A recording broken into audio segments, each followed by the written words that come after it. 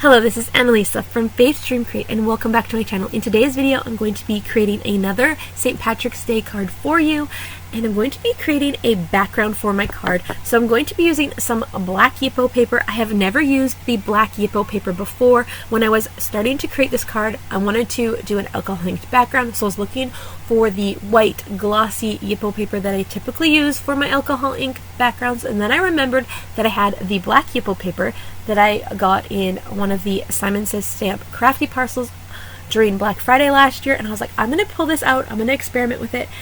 So this was the first time, and I have since looked up some tips and techniques to get better results. I found out that you can use the white mixative alcohol inks to get the colors to stand out more. I also noticed that the pearls, the shimmery alcohol inks, work better on this paper and just stay at the forefront. But I did notice that as I added the different colors in and played with them and added layers, that those colors mixed together and came to the front. The layering of the alcohol inks definitely did make a difference in the end. Don't be afraid to try out a new technique and just experiment, and then look up tips and tricks to get better results next time. I'm definitely looking forward to experimenting with this. I love how it turned out in the end, and it gave me that look that I was going for with the greens and the yellows and the copper. And I feel like maybe like the silvers and gold alcohol inks and different mixatives and the different alloys, I think they're called, would definitely work really good on here. So I'm looking forward to trying out those techniques. But I love how this turned out in the end and the different elements that I added to the card. The background is fun and festive for St. Patrick's Day for sure. So I just kept playing with this until I was happy with it. And once I started to get the results that I was looking for, right now it just looks like nothing. But once I started adding in the yellow and the green of the pearls, I definitely started to see results. So I'm going to come back to the alcohol inked background in a little bit here. I did put it off to the side, but edit it back so that you could see the process. I was getting frustrated with this and I needed to leave it alone. I let it dry for a little bit, and then I came back and added the colors in, the pearls and the yellows, and that's when this started to come to life. But I think all of those elements that I'd put in before definitely helped with the alcohol ink background. I don't know, but it's an experiment, and I like how it turned out in the end. Trying new techniques takes time, and trying different elements of papers, different papers give you different results, and just have fun with it, experiment, look up the tips and tricks, and keep improving on the creativity and have fun along the way. So once this alcohol inked background is to my liking, I will move on to the next element. This did take me quite a while, but I can speed this up for the video purposes. This video would be super long. I think all of the footage was like 58 minutes, and I did this over time, so that would be a long video. So enjoy the process, and I hope this video inspires you to try something new and get your card making done and enjoy that process. So I'm almost finished with the alcohol inked background. It's where I want it.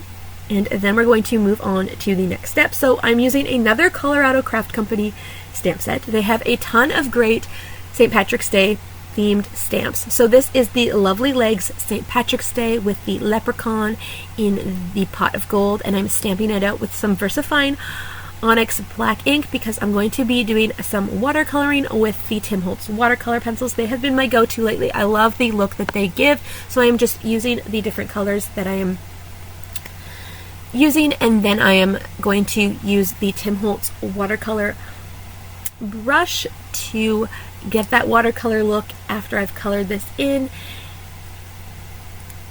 and then we will cut this image out and get the cards done. I'm actually making 2 cards in this video from the alcohol inked background. I was able to cut that in half. You're going to see that here in a little bit.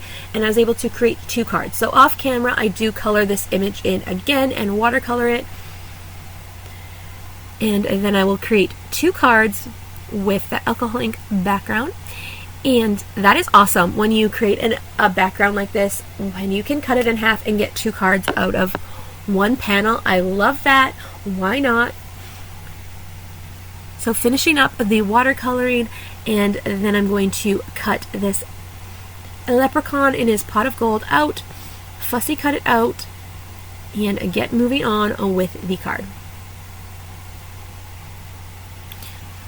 And the panel is still intact, and I am going to cut this in half. I could have done it with my paper trimmer, but I decided to just do it with these scissors because I felt like it might be a little bit wet in places still. So I didn't want to get any alcohol ink on my paper trimmer. Then I'm going to grab the card base and just see how this is going to look. Do I want to add a layer into the background, or do I like that just that white border? I was thinking I might want to add a green border or something, but I opted to just keep the white from the card base in the background. So I'm using the Barely Art glue to adhere the alcohol inked background down to my card base. And then I can add the stamped image on here and get that into place, and then go ahead and add my sentiment. The background gives you all of the elements you need for this. I felt like after this sentiment was added, I definitely did not need to add anything else to this. I felt like if I added anything else to this card, that it would get lost in the background that is very fun and whimsical, and that bokeh effect with the dots of the alcohol ink. And then, oh yes, I did add this in though around the outside. I wanted to bring in more of the yellow, so I used the Distress Oxide ink here just to add some gold and yellow effect to the outside and of the card base, and then some of that ink got onto the black as well, and I think it looked really cool on the Yippo paper, but I didn't want to add too much more. You definitely could have left the white border as well. I just wanted to bring more of that yellow in. So now I'm working on the second card. It's going to be the same, but I left this footage in just to show you how easy it is to make 2 cards from one panel. So adding in that yellow around the border again.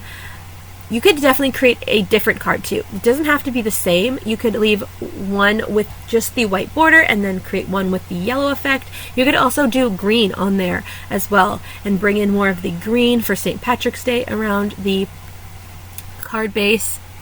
So now I'm going to work on the sentiment, and I'm stamping the sentiment on some vellum, and I'm going to use the yellow for the sentiment so that the sentiment stands out, but it's not in your face. It's subtle on the background. I didn't want to lose any of that background. So then I do take the clear embossing ink as well over this so that it has that raised effect, and I'm going to heat set that and cut this out and put this on the card base, or on the card. This is the card base, but get it to where I like it. Doing the second sentiment here, getting it all ready to go onto the card. And then I went ahead and glued the sentiments down, and I believe I do not show that because my camera got full. I've been creating so many different cards and uploading them, and then my camera has been getting really full. So I just glued these down to the card and then was able to finish up the card.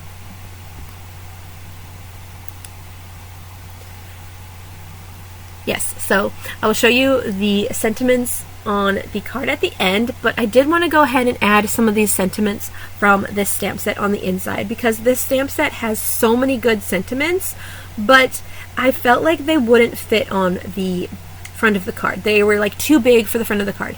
So I'm stamping some of the sentiments on some cardstock, and I'm going to glue these pieces into the inside of my card. And I'm using some green oxide ink to stamp this to bring that green element back in. So the sentiments on this stamp set are Happy St. Patrick's Day, which I stamped on the front, and then wishing you a pot of gold and all the joy your heart can hold. So I'm stamping that on the inside, and then you also have he, you can't catch me, which I don't think I used, but you also have a good friend is like a four-leaf clover.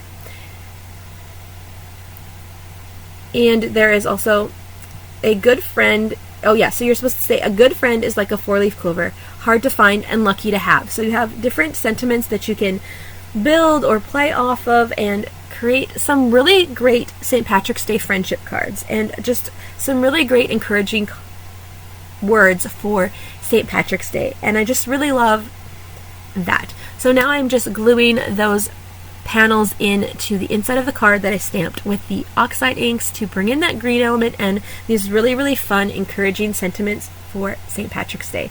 I feel like St. Patrick's Day cards are just a great way to encourage your friends and show them just how much you appreciate them. With all of that joy and luck and just, yes. So here is the finished cards up close. I just love how the background kind of shimmers and shines, and you see the sentiment there and the inside of the cards. So thank you so much for watching today's video. If you liked it, give it a thumbs up and consider subscribing to my channel. Here on my channel I share card making, Bible journaling, DIY projects, and sometimes cleaning videos in my craft room. So if you like that kind of content, definitely stick around, turn on your notifications so you know when I upload next. I will have one more St. Patrick's Day card coming, and then we're going to dive right into Easter. So I'll see you in the next one.